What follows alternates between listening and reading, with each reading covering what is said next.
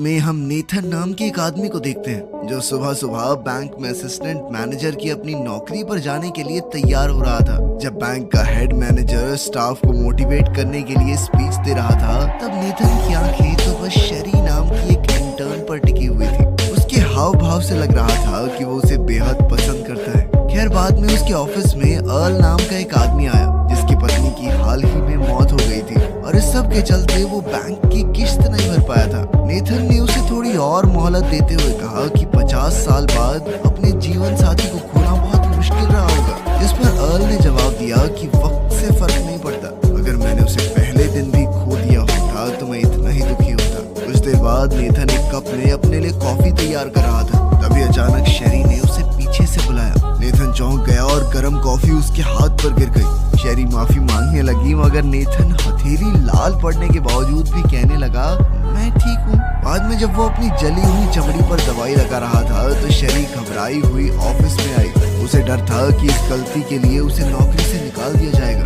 लेकिन नेथन ने उसे भरोसा दिलाया कि ऐसा कुछ नहीं होगा और उसे तो माफी मांगने की भी जरूरत नहीं है। फिर शेरी अपनी गलती सुधारने के लिए नेथन को लंच पर चलने के लिए पूछती है, जिसके लिए नेथन ने पहले तो मना कर दिया, लेकिन थोड़ा सोचने के बाद वो राजी हो गया। लंच के दौरान शेरी ने उसे एक बहुत ही स्वाद केक का टुकड़ा चखने के लिए कहा, जिस पर नेथन ने मना करते हुए कहा कि वो कोई भी सख्त चीज नहीं खा सकता। क्या मतलब खा नहीं सकते? शेरी ने पूछा, जिस पर नेथन ने थोड़ा हिचकिचाते हुए जवाब दिया कि मुझे एक खास किस्म की बीमारी है, दर्द महसूस नहीं होता मुझे। अगर एक सख्त चीज खाते हुए उसकी जीभ दांतों के बीच में आ गई तो उसे नॉर्मल लोगों की तरह दर्द नहीं होगा और हो सकता है कि वो अपनी खुद की जीभ चबा जाए। इसीलिए उसकी डाइट में सिर्फ लिक्विड्स थे। इस पर शेरी कहने लगी कि ये तो सुपर पावर है, लेकिन फिर नेथन ने उसे समझाया कि इस बीमारी के साथ पैदा होने वाले लोग आमतौर पर 25 साल से ज्यादा नहीं जीते, क्योंकि उसे चाहे कितनी भी बड़ी चोट क्यों ना लग जाए, उसे पता ही नहीं चलेगा और फिर वो अचानक से मर जाएगा। इतनी गर्म कॉफी हाथ पर गिरी, फिर भी मुझे दर्द कहाँ हुआ था। खैर, इस सब के बावजूद भी शेरी ने उसे केक खिला दिया कि इतना डर डर कर जीने का क्या फायदा है। और जिंदगी में पहली बार केक खाकर नेथन को बहुत मजा आया। खैर, काम पर वापस जाने से पहले शेरी ने उसे रात को दोबारा मिलने बुलाया, लेकिन अपने एक ऑनलाइन दोस्त के साथ कंप्यूटर पर गेम खेलते हुए नेथन ने कहा कि यार मैं नहीं जा रहा, इतना कोई इंटरेस्टिंग आदमी नहीं हूँ यार, मैं बोर हो जाएगी मुझसे। लेकिन फिर उसके ऑनलाइन फ्रेंड ने उससे कहा कि फालतू डरना छोड़ दे और भाभी से मिलके आ, समझा? कितने दिनों से बात कर रहा था उस लड़की के बारे में। खैर, एक बार में शेरी के साथ बातचीत के दौरान अचानक नेथन को किसी ने नोवा केन कहकर बुलाया। ये उसके स्कूल का कोई लड़का था जो पास आकर कहने लगा, तू जिंदा है अब तक? मैंने सोचा था मर गया होगा। ये कहकर वो आदमी बेशर्मों की तरह हंसने लगा। उसके जाने के बाद नेथन ने शेरी को बताया कि स्कूल में बच्चे उसकी बीमारी का पता लगने के बाद उसे बिना बात पीटते थे, क्योंकि उसको दर्द तो होगा नहीं। ये आदमी भी उनमें से एक था। खैर, अचानक नेथन की घड़ी का अलार्म बजा, जिसका मतलब था कि नेथन को अब सुसु करने जाना है, क्योंकि अगर उसका ब्लैडर भर के फट भी जाएगा तो भी उसे पता नहीं चलेगा। खैर, जब नेथन वॉशरूम से वापस लौटा तो उसने शेरी को उस आदमी के साथ हंसते हुए देखा। ये देखकर नेथन का मुंह तर गया। शेरी कहने लगी कि तुम दोनों पुरानी बातें भुला दो, चलो एक एक शॉट लगाओ। लेकिन ड्रिंक पीते ही वो आदमी खांस खांस कर पागल हो गया। दरअसल यही शेरी का प्लान था और उस ग्लास में शराब नहीं बल्कि बहुत ज्यादा तीखी मिर्चों वाली सॉस का मिक्सचर था, जिससे नेथन को तो कुछ नहीं हुआ ऑब्वियसली, लेकिन उस आदमी की हालत खराब हो गई। इसके बाद वो दोनों नेथन के घर पहुंचे, जहां शेरी ने उसकी बाजू पर टैटू देखा, लेकिन ये टैटू तो उसके पूरे शरीर पर था। और गजब की बात तो ये थी कि नेथन ने ये पूरा टैटू खुद बनाया था। उस रात वो दोनों एक दूसरे के काफी करीब आ गए। अगले दिन जब नेथन उठा तो वो बहुत खुश था। उसने शेरी को याद करते हुए अपना खाना तक चबा कर खाया और जैसे ही वो बैंक पहुंचकर शेरी से बात करने के लिए उसके करीब पहुंचा, अचानक बैंक में 3 आदमी सैंटा क्लॉज की यूनिफॉर्म पहनकर घुस गए। सबको लगा कि ये कोई मजाक है, लेकिन उनमें से एक ने बंदूक निकालकर छत की ओर गोलियां चला दी। सभी लोग अपनी जान बचाने के लिए जमीन पर लेट गए। उन गुंडों के लीडर ने मैनेजर को उठाया और जल्दी से तिजोरी खोलने को कहा, लेकिन मैनेजर कहने लगा कि देखो अलार्म बजा दिया गया है, 3 मिनट के अंदर पुलिस यहाँ आ जाएगी, चोरी छोड़ो, तुम भाग जाओ यहाँ से। इस बात पर वो चोर इतना खिंच गया कि उसने मैनेजर को पीट पीट कर अधमरा कर दिया, लेकिन इस दौरान उसके चेहरे से नकली दाढ़ी हट गई, जिसके चलते मैनेजर ने चोर का मुंह देख लिया था। अपनी पहचान छुपाए रखने के लिए उसने अपनी बंदूक से मैनेजर का भेजा उड़ा दिया। इसके बाद उसने असिस्टेंट मैनेजर यानी नेथन को उठाकर तिजोरी के सामने खड़ा कर दिया। अब अपने सामने हेड मैनेजर की लाश देखकर नेथन सुन्न पड़ गया। चोरों के लीडर ने उसके पेट में कई मुक्के मारे, लेकिन नेथन को कोई फर्क ही नहीं पड़ रहा था। शेरी से ये देखा नहीं गया और वो नेथन को बचाने के लिए बीच में आ गई, लेकिन लीडर ने उसे पकड़कर अब उसके कान पर बंदूक रख दी। शेरी को मुसीबत में देखकर नेथन तुरंत कोड बताने को राजी हो गया। कोड पता लगते ही चोर ने नेथन के सर पर बंदूक का बट मार के उसे बेहोश कर दिया। उन्होंने सारा कैश अपने बैग्स में भर लिया, लेकिन पुलिस समय से पहले वहां पहुंच गई, जिस वजह से वो लुटेरे शेरी को बंदूक की नोक पर अपने साथ ले गए और पुलिस वालों को हथियार नीचे करने को कहा। वो इतने बेरहम थे कि उन्होंने मौका मिलते ही पुलिस वालों पर भी गोलियां बरसा दी। खैर जल्द ही नेथन को होश आया और जैसे ही उसे एहसास हुआ कि शेरी की जान खतरे में है तो वो दौड़ता हुआ बाहर पहुंचा। वहां उसे एक पुलिस वाला घायल हालत में मिला। नेथन ने अपनी बेल्ट उसके पैर पर बांधकर खून को बहने से रोका, फिर पुलिस वाले की बंदूक उठाई और उसी की गाड़ी लेकर चोरों का पीछा करने लगा। चोरों ने जैसे ही देखा कि एक पुलिस की गाड़ी उनका पीछा कर रही है तो उन्होंने नेथन पर अंधाधुंध गोलियां बरसानी शुरू कर दी, पर वो रुका नहीं। खैर आखिर में उसे चकमा देने के लिए चोर अपनी दोनों गाड़ियां अलग अलग दिशाओं में ले गया। नेथन ने थोड़ा हिसाब लगाया और उनमें से एक का पीछा करने लगा। गाड़ी का पीछा करते हुए वो एक पतली गली में पहुंच गया। जल्द ही उसने बेन नाम के उस चोर के ऊपर बंदूक तान कर पूछा कि शेरी कहाँ है? देख भाई, मुझे पैसों से कुछ लेना देना नहीं है, लड़की कहाँ है बता दे, मैं चला जाऊंगा। लेकिन उस गुंडे ने हिसाब लगाया कि इस बैंक मैनेजर को बंदूक के बारे में क्या ही पता होगा। उसने मौका देखकर नेथन के ऊपर हमला बोल दिया, जिस दौरान बंदूक पास ही में मौजूद एक रेस्टोरेंट की किचन में जा गिरी। वो गुंडा बंदूक उठाने के लिए भागा, लेकिन नेथन भी उस पर झपटा। गुंडे ने उस पर कई गोलियां चलाई, लेकिन नेथन बच निकला। उसने गरम पैन उठाकर बंदूक पर दे मारा, जिससे वो खौलते हुए तेल में जा गिरी। उनकी इस लड़ाई के दौरान उस गुंडे ने नेथन को बहुत पीटा, पर वो हर बार वापस खड़ा हो जाता। इससे पहले कि बेन उसे खत्म कर पाता, नेथन ने खौलते हुए तेल से बंदूक निकाली और बेन की खोपड़ी उड़ा दी। एक इंसान को मारकर वो काफी डर गया था, लेकिन अभी पछतावे का समय नहीं था। उसे सिर्फ शेरी को बचाना था। उसने बेन का फोन अपने पास रख लिया और साथ ही उसकी बाजू पर बने टैटू की फोटो भी खींच ली। इसके बाद वो बेन की ही गाड़ी लेकर निकल पड़ा। उसने अपने ऑनलाइन गेमर दोस्त रॉस्को को उस टैटू की फोटो भेजकर कहा कि जल्दी से पता लगा भाई ये टैटू किसने बनाया है। इस पर रॉस्को ने उसे याद दिलाया कि हम बस साथ में गेम खेलते हैं, पता है ना, असलियत में कभी मिले भी नहीं एक दूसरे से। लेकिन नेथन के मिन्नतें करने पर आखिर में वो मान ही गया। उधर पुलिस को लग रहा था कि नेथन भी जरूर इस चोरी में शामिल है, क्योंकि वो मौका मिलते ही चोरों के साथ भाग गया था। वहीं दूसरी तरफ नेथन अर्ल की हार्डवेयर शॉप में पहुंचा। अर्ल ने उसकी खस्ता हालत देखकर एम्बुलेंस बुलाने की बात कही, लेकिन नेथन ने कहा कि अभी टाइम नहीं है मेरे पास। उसने कटर उठाया और एक बड़ा सा कट लगा के आराम से अपने हाथ से गोली बाहर निकाल दी। अर्ल ये देखकर हैरान रह गया कि ये बंदा है क्या। आखिर में फेविक्विक लगा के उसने कट को वापस से जोड़ भी दिया और चोरों के चुराए हुए पैसों में से एक गड्डी अर्ल को दे दी ताकि वो अपना लोन चुका सके। जैसे ही वो बाहर निकला उसे रॉस्को का मैसेज आया, जिसमें टैटू की दुकान का एड्रेस था। वो जल्दी से उस दुकान की ओर निकल पड़ा। दूसरी तरफ पुलिस को बेन की लाश मिल गई थी और किचन में मौजूद शेफ ने उन्हें नेथन के बारे में बताया। अब तो पुलिस अपने हीरो को कोई मास्टरमाइंड क्रिमिनल समझ रही थी। इंस्पेक्टर ने फिर भी एक बार उसके फोन पर कॉल करने की सोची, जो कि नेथन ने उठा भी ली। इस बात से पुलिस वाले काफी चौंक गए कि अगर ये कोई क्रिमिनल है तो फोन अब तक इसने ऑन क्यों छोड़ा हुआ है। नेथन ने उन्हें समझाने की बहुत कोशिश की कि उसे पैसों से कोई मतलब नहीं है, वो तो बस शेरी को जल्द से जल्द उन गुंडों से बचाना चाहता है, और जिस लड़की ने उसकी बेरंग सी जिंदगी को मतलब दिया है वो उसे बचाने के लिए कुछ भी करेगा। लेकिन इस कॉल के दौरान पुलिस ने उसकी लोकेशन का पता लगा लिया। दूसरी तरफ बाकी के दो चोर अपने ठिकाने पर खड़े ये सोच रहे थे कि बेन अब तक वहाँ पहुँचा क्यों नहीं। आंद्रे नाम का चोर, जो कि बेन का भाई है, वो काफी चिंता में था कि कहीं उसके भाई के साथ कुछ गलत ना हो गया हो। लेकिन साइमन को पूरा भरोसा था कि बेन कभी भी आता ही होगा। तुम दोनों अपनी बकवास बंद करो, शेरी ने चिढ़कर कहा। तब हमें पता चलता है कि वो भी इन चोरों के साथ शुरुआत से मिली हुई थी, लेकिन वो इस बात से बेहद परेशान थी कि साइमन ने उससे वादा किया था कि वो किसी को चोट नहीं पहुंचाएगा, जबकि लूट के दौरान उसने हेड मैनेजर को जान से मार डाला।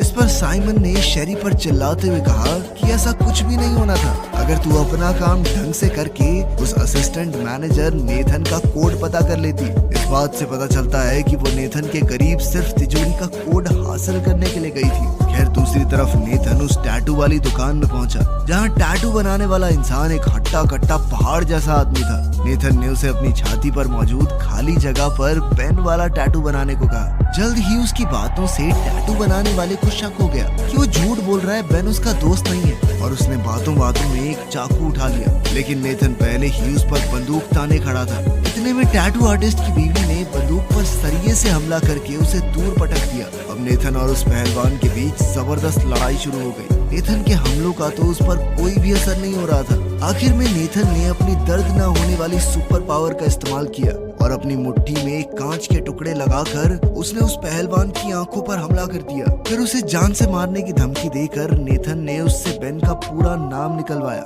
जिसके बाद उसने थोड़ा जुगाड़ लगा के बेन के घर का पता लगा लिया और कहीं वो एड्रेस भूल ना जाए, इस चक्कर में नेथन ने एड्रेस का टैटू अपनी हथेली पर बना लिया। उधर चोरों के ठिकाने पर आंद्रे ने कहा कि वो अपने भाई के घर जाकर देखना चाहता है कि सब ठीक तो है ना। इसी घर में इस वक्त नेथन घुस चुका था। उसने जल्दी से छानबीन शुरू कर दी कि कुछ ऐसा मिल जाए जो उसे शेरी तक पहुंचा दे। इस घर में एक से बढ़कर एक हिडन ट्रैप्स थे जो शायद किसी आम इंसान को तो मार ही देते, लेकिन अपना हीरो कोई आम आदमी नहीं है। तीर टांग के आर पार हो गया, लेकिन मजाले भाई ने उफ तक की हो। अब वो हर एक कदम फूक फूक कर रख रहा था और जल्द ही उसे एक कार रिपेयर शॉप की यूनिफॉर्म मिली जहां बेन काम करता होगा। वो जल्दी से वहां जाने को तैयार हो गया, पर तभी अचानक उसका पैर एक फंदे में फंस गया और अब वो छत से उल्टा लटका हुआ था। उसने जल्दी से रॉस्को को फोन करके वहां आने को कहा, जिसके लिए रॉस्को ने सीधा मना कर दिया। लेकिन फिर नेथन कहने लगा कि पूरी जिंदगी उसका कोई दोस्त नहीं रहा। रॉस्को के लिए शायद वो एक ऑनलाइन फ्रेंड होगा जिसके साथ वो गेम खेलता है, लेकिन नेथन के लिए वो उसका इकलौता दोस्त है। ये इमोशनल स्पीच सुनकर रॉस्को भी उसकी मदद के लिए राजी हो गया। खैर जल्द ही बेन का भाई आंद्रे घर में दाखिल हुआ। वो अंदर घुसते ही समझ गया कि यहाँ कोई तो आया है। जल्द ही उसने हॉल में नोवाकेन भाई को उल्टे लटके हुए देखा।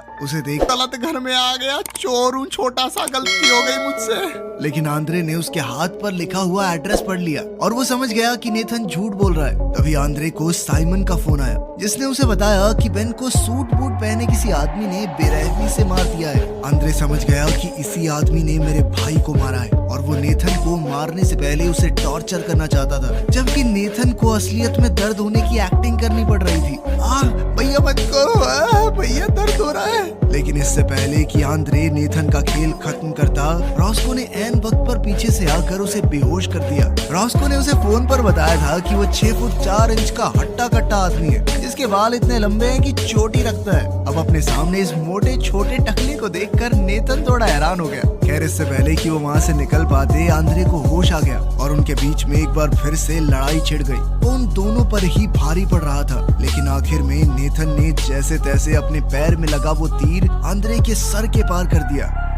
इसके बाद रॉस्को ने नेथन की मरहम पट्टी की और उसे पुलिस के सामने सरेंडर करने को कहा। लेकिन नेथन कहने लगा कि ऐसा करते ही वो मुझे पकड़कर पुलिस स्टेशन ले जाएंगे। पूछताछ करने में सारा टाइम बर्बाद कर देंगे वो। अगर उस दौरान शेरी को कुछ हो गया तो वो खुद को कभी माफ नहीं कर पाएगा। पुलिस नेथन की लोकेशन ट्रैक करके बाहर पहुंच चुकी थी। अचानक उन्होंने देखा कि नेथन एक स्कूटर पर वहां से भागने की कोशिश कर रहा था। जल्द ही पुलिस ने उसे दर दबोचा, पर ये नेथन नहीं, उसके कपड़े पहने हुए रॉस्को था, जो पुलिस के पकड़ते ही चिल्लाने लगा, मुझे मत मारो सर, जरूरत पड़ी तो उसके खिलाफ गवाही भी दे दूंगा मैं। उधर अपना नोवाकेन गैराज के बाहर पहुंच चुका था, जबकि अंदर साइमन और शेरी वहां से भाग निकलने की फिराक में थे। लेकिन अब शेरी उसके साथ कहीं नहीं जाना चाहती थी। उसने कहा कि सिर्फ चोरी तक तो ठीक था, पर साइमन अब साइको बन चुका है जो मजे के लिए लोगों को मारता है और वो इस सब का हिस्सा नहीं बनना चाहती। तभी नेथन हाथ में बंदूक लिए साइमन की ओर बढ़ा और उसे शेरी को आजाद करने को कहा। साइमन ने उसे पहचान लिया कि तू तो वही बैंक असिस्टेंट मैनेजर है ना, तू तब से पीछा कर रहा है हमारा।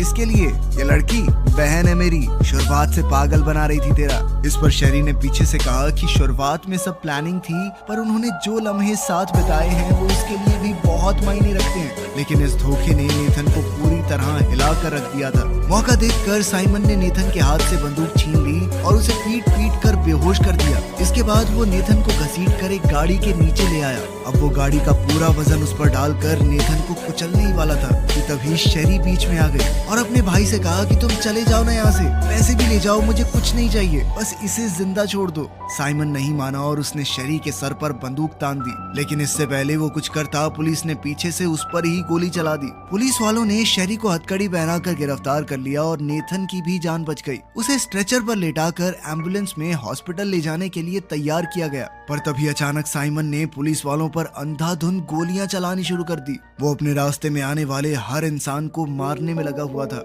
यहाँ तक कि एम्बुलेंस हाईजैक करने के लिए उसने ड्राइवर को भी मार डाला। लेकिन वो ये नहीं जानता था कि एम्बुलेंस के अंदर नेथन भी मौजूद है। शेरी नेथन को बचाने के लिए पुलिस की गाड़ी की चाबियां लेने अंदर गई, जहाँ डिटेक्टिव मिन्सी ने उस पर बंदूक तानकर कहा कि वो भी साथ चलेगी। रॉस्को भी उसी गाड़ी में पीछे मौजूद था। शेरी ने कहा कि वो जानती है उसका भाई कहाँ गया होगा। उधर एम्बुलेंस चलाते हुए साइमन को अपने पेट में लगी गोली की वजह से बहुत दिक्कत हो रही थी। उसकी दर्द से कराहने की आवाज सुनकर पीछे स्ट्रेचर पर लेटे नेथन को समझ आ गया कि कुछ तो गड़बड़ है। ऊपर से उसका हाथ स्ट्रेचर से हथकड़ी से बंधा हुआ था। एक तीखे मोड़ पर जैसे ही नेथन स्ट्रेचर से नीचे गिरा तो साइमन को भी उसके वहाँ होने का पता चल गया। उसने सोच लिया था कि आज तो इसकी गेम करके रहूंगा। वो अपनी बंदूक तक पहुंचने की कोशिश करने लगा, जबकि नेथन पीछे एक फायर एक्सटिंग्विशर की ओर बढ़ा, जिसकी मदद से उसने अपने अंगूठे की हड्डी को डिसलोकेट किया और आसानी से हथकड़ी निकाल दी। साइमन ने अचानक स्ट्रेचर पर गोलियां चलाई, लेकिन तब तक नेथन खुद को आजाद कर चुका था। गाड़ी चलाने के चक्कर में साइमन के हाथ से बंदूक भी छूट गई, जो कि नेथन ने उठा ली। लेकिन साइमन को इससे कोई फर्क नहीं पड़ा, क्योंकि वो जानता था कि नेथन एक अच्छा इंसान है, उससे गोली नहीं चलेगी। वो सिर्फ अपनी जान बचाने के लिए ही किसी को मार सकता है। उधर शेरी ने बताया कि उनका प्लान एक बोट से भागने का था, तो उसका भाई वहीं जा रहा होगा। वहीं नेथन को एम्बुलेंस में शॉक देने वाली मशीन मिली। उसने इसे अपने शरीर पर लगाकर अपना हाथ नेथन के मुंह पर लगा दिया। अचानक करंट लगते ही साइमन से गाड़ी का कंट्रोल छूट गया और एम्बुलेंस पलट गई। अब वो गुस्से में नीचे उतरकर नेथन को बुरी तरह पीटने लगा। इतने में शेरी भी पुलिस की गाड़ी में वहां पहुंच गई। डिटेक्टिव मिन्सी ने उसे अपनी बंदूक देकर कहा कि चाहे वो तुम्हारा भाई है, पर उस दरिंदे को छोड़ना मत। मिन्सी को भी गोली लगी थी, तो शेरी ने रॉस्को से कहा कि वो उसे जल्दी से हॉस्पिटल ले जाए। उधर साइमन ने नेथन को मार मार के उसकी हालत बुरी कर दी थी। उसे दर्द भले ही ना हो रहा हो, पर अब उसके शरीर में खड़े होने तक की हिम्मत नहीं बची थी। इससे पहले कि साइमन उसे खत्म कर पाता, शेरी ने पीछे से उसकी छाती में गोली मारी, जिसके बाद साइमन जल्दी से भागा। वो मौका मिलते ही शेरी पर कूद पड़ा और बंदूक दूर फेंक दी। अब वो अपनी ही बहन को बुरी तरह पीटने लगा। नेथन को अपना दर्द भले ही न महसूस होता हो, पर वो शेरी को दर्द में नहीं देख सकता था। वो धीरे धीरे रेंगते हुए एम्बुलेंस से घिरे हुए एक मेडिकल बैग की तरफ बढ़ा और उसमें से एड्रेनलिन का इंजेक्शन अपनी टांग में लगा दिया। साइमन अब शेरी को भी मारने ही वाला था, लेकिन ऐन वक्त पर नेथन ने पीछे से आकर साइमन को खत्म कर दिया। लेकिन अब उसका शरीर और नहीं सह सकता था। वो शेरी की बाहों में धीरे धीरे बेहोश होने लगा। लेकिन इन आखिरी लम्हों में भी उसने शेरी से अपने प्यार का इजहार किया, जबकि शेरी अपनी सभी गलतियों के लिए उससे माफी मांग रही थी। इसके बाद जब उसकी आंख खुली तो वो हॉस्पिटल के एक कमरे में था। रॉस्को ने उसे बताया कि तुझे heart attack, brain haemorrhage, blood loss, 3rd degree burns, 10-20 टूटी हड्डियां और पता नहीं क्या क्या हुआ था, पर डॉक्टर ने कहा है कि तू पूरी तरह ठीक हो जाएगा, बस आराम कर। तभी डिटेक्टिव मिन्सी भी वहाँ पहुँच गई, जो नेथन को जिंदा देखकर बहुत खुश थी।